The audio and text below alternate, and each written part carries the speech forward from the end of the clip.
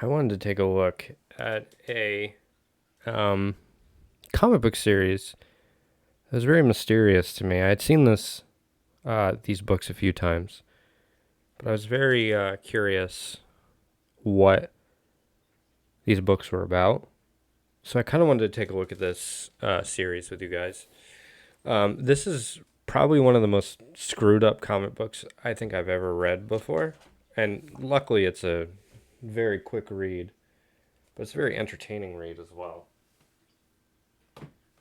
I didn't know much about this series, and I pretty much still don't know a lot about this series. I don't know about the creators very well. Um, but I kind of just wanted to delve into this and look at this. I mean, it's probably one of the more bizarre series that I think Dark Horse has probably put out. Um, and I feel like I see it, but not many people talk about it. So let's just kind of take a look at it and go through this because I enjoy that it has a very mysterious kind of thing to it. At least for me, it does because like I said, I had seen it, but I'd never really seen inside of it. You know, you see the covers and you're like, what is that about? It's very mysterious. So let's just kind of flip through this real quick.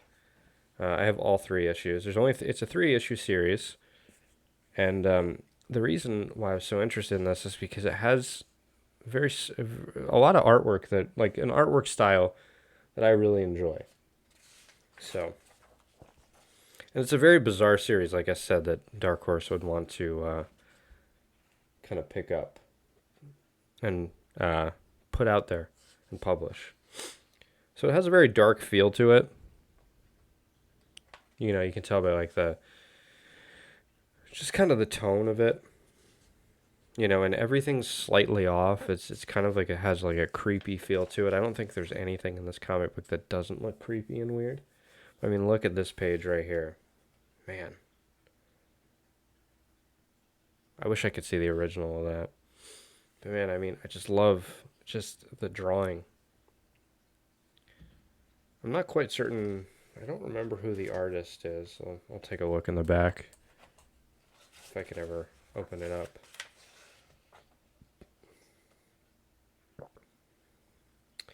So the artist is okay, Arnold and Jacob Pander.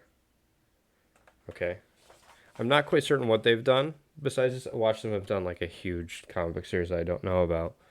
But yeah, I just kind of want to take a look at this because I just absolutely adore the artwork and the inking. It's just, man, it's right down my alley. And as you can tell, there's not a lot of dialogue, so it's a very, very quick read. Man, just a bizarre art style. See how you get like those contour lines going around? Kind of like Durer, like Albrecht Dürer.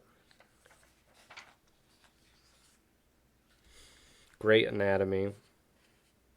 Just yeah. Great composition. I mean the facial, like just the way the faces look. It's just a bizarre comic book, a very creepy, very very creepy comic. But then you get like these amazing composition pieces, like that are like splash pages or 2 page spreads.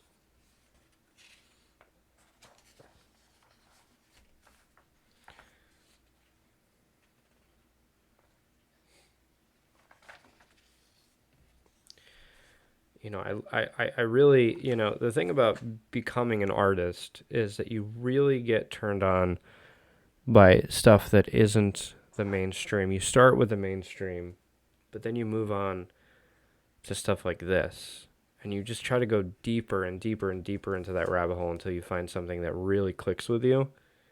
And then you want to just keep, it's kind of like music. It's, you know, like when you first start out with like very, you know, mainstream music, and then you start to go deeper into a hole, and then you find, you know, so we have some pedophilia here, but you find, you know, more interesting things as you go deeper, and then, you know, then you kind of, you know, find better music and better music. It's pretty much the same way with comics.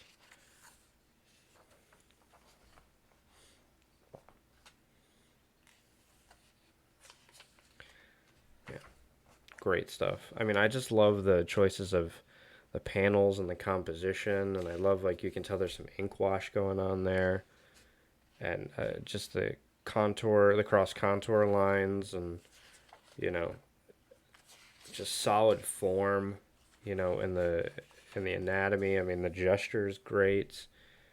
It's just such an like it's one of those comics that like I'm surprised more people don't talk about it.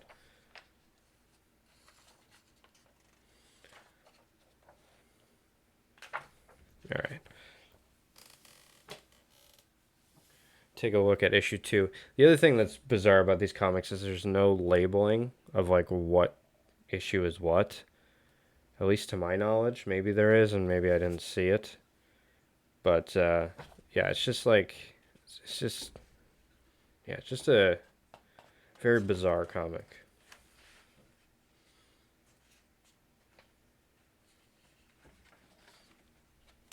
I mean, look at that. Look at the contours on the face. It's such a creative idea. It's such a difference than what you see. You can definitely see artists here who sort of don't want to be like the norm. They want to be different. And that's the thing. That's like when you see artists trying to be like other artists, like everybody's trying to be like Neil Adams, it just becomes very tiring after a while. So it's nice to see this uniqueness, but also executed so well.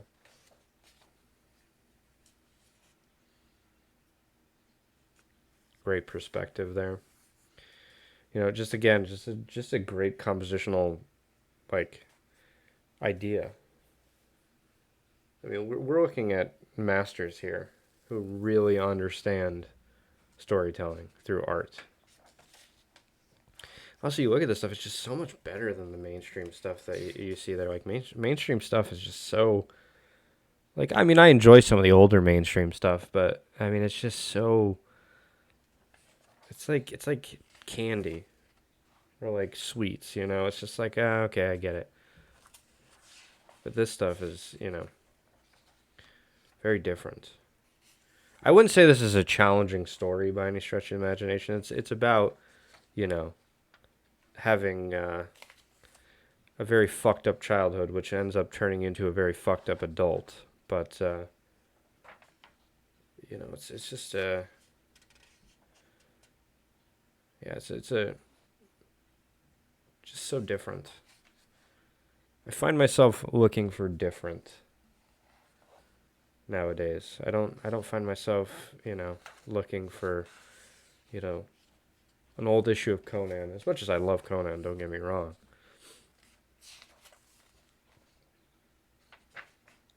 I mean, do you see this kind of composition in mainstream comics? Maybe you'll see it from Sienkiewicz or you know, uh, what's his name? That dude who did David Mack. Like you might see creative composition there, but most stuff just seems very milquetoast in the mainstream world. I'm just shocked that there's not even there's just no acknowledgement for the series. But I think it's also because of the fact that it's such a quick read. I mean, I read this in like 5 minutes, all 3 issues. All right. So here we go. Here's our last issue.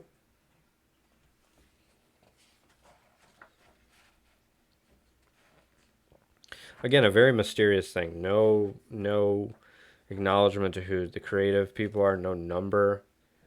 I mean, this was made with the intent of like, yeah, we just want to tell a story. We don't care about selling issues. It'd be nice if we did, but it's not the number one priority. Our number one priority is just to tell our story, which I admire.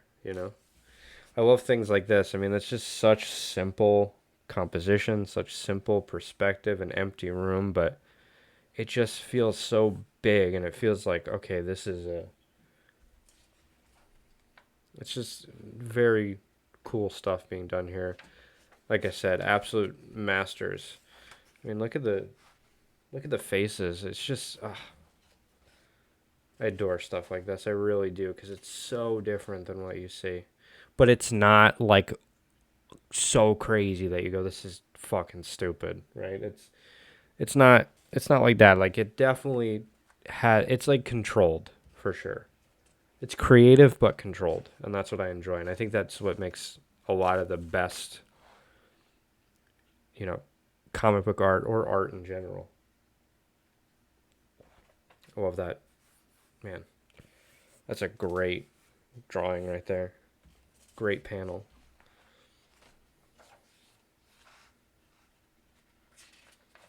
So later on, we find out why our character is the way that he is.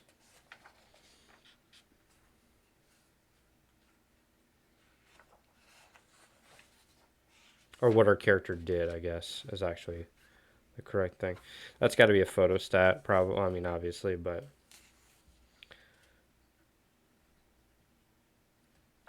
just such creative stuff. I love these panels. I mean, look at those panels. Look how like dark it feels and just how depressing it feels. I mean, this is a very depressing story, and it really gets that mood perfectly. I love it when an artist can tell a great story, but then also get that feeling.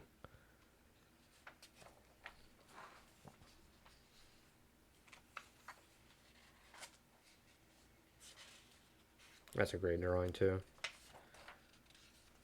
Just great drawing after great drawing. I love the blur of the camera. That had to have been put through like a, I'm assuming probably like a, I'm not going to pretend like I know. I'm assuming maybe it was like photocopied or something like over and over and over again to give it that blurry feeling.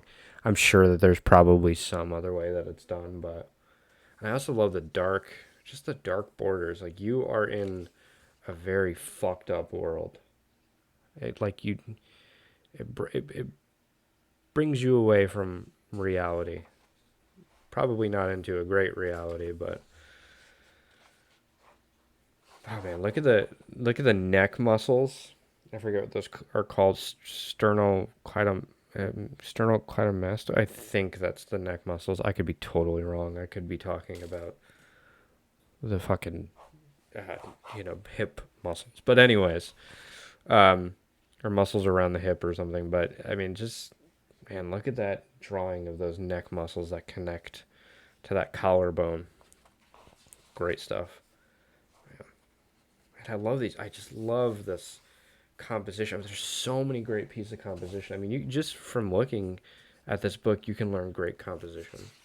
They always say that, if you want to learn composition, you look at a finished piece, not, a sketch.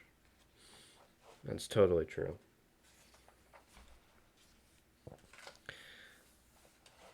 Great panels here.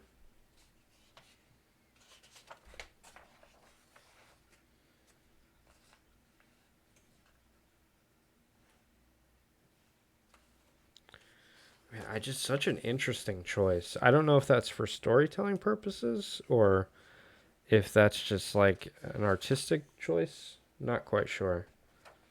But then again, it's not there, so it's got to be for a story. But then again, it is there. I'm not sure. It's just a great style that I really appreciate in a very bizarre comic. Also, I love like how there's so many, back bumps. And here we are at the end. I am definitely going to have to look at the Pander. I'm assuming they're brothers, like Tim Vigil and Joe Vigil. So I'll have to check them out. I don't know what else they've done, if anything. But yeah, just a bizarre comic, mysterious comic, and I just kind of wanted to share it with you guys because I see it occasionally around, but I kind of wanted to know what was inside. And when I opened it up, because this was like a blind buy. I had absolutely no idea what I was getting. It could have been garbage. And I'm very happy that I picked it up because I think the art style is so unique. It's so different than what you see in comics. And I enjoy looking at very different comics. So, yeah, this was just a look at Exquisite Corpse. It's a great read too. I will say it's not even just like it doesn't even look great. It doesn't just look great. It reads really well. The only downside is it's a very quick read. I think you could pick these up for I think I picked mine up for like $5, for all three. I don't know how easy they are to get on eBay or whatever, but I'm sure you can probably find them somewhere. Non-expensive series. And man, I mean, just great composition. Just awesome composition. I just want to look at this one composition one last time. Because I really do love this page. I think it's just an amazing page. And I think that alone is worth it. So if you can pick these up, absolutely you should. Pander Brothers, working at Arnold and Jacob Pander, I'm guessing it is. And it's a story by Jerry Prosser, whatever it is. And I'm going to have to check these guys out because I don't know what else they've done. I'm sure they've probably done something huge that I don't know. But, yeah.